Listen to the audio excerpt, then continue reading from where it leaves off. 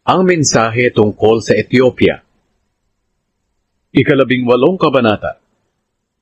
Nakakaawa ang mga lugar malapit sa mga ilog ng Ethiopia, na may mga pagaspas ng pakpak, ng mga kulisap na naririnig. Mula sa lugar na ito, ay may mga sugong nakasakay sa sasakyang yari sa tambo, at dumadaan sa ilog ng Nilo. Kayong mabibilis na sugo, bumalik na kayo sa inyong lupain, na hinahati ng mga ilog. Bumalik na kayo sa inyong mga mamamayan, na matatangkad at makikinis ang balat, mga taong makapangyarihan at kinakatakutan kahit saan. Kayong lahat ng naninirahan sa mundo, abangan ninyo ang pagtaas ng bandila sa ibabaw ng bundok, at pakinggan ninyo ang tunog ng trumpeta, sapagkat ito ang sinabi sa akin ng Panginoon.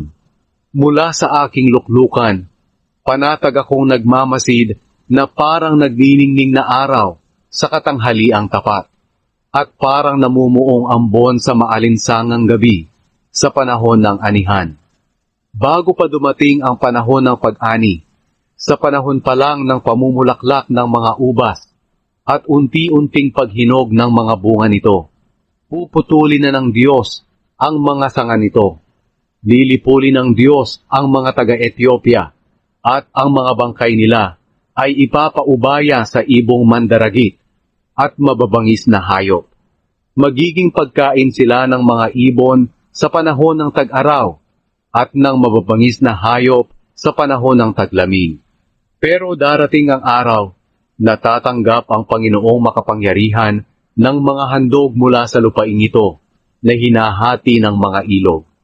Ang mga mamamayan nito'y matatangkad, makikinis ang balat, makapangyarihan, at kinatatakutan kahit saan. Dadalhin nila ang kanilang mga regalo sa bundok ng Zion, kung saan sinasamba ang Panginoong makapangyarihan.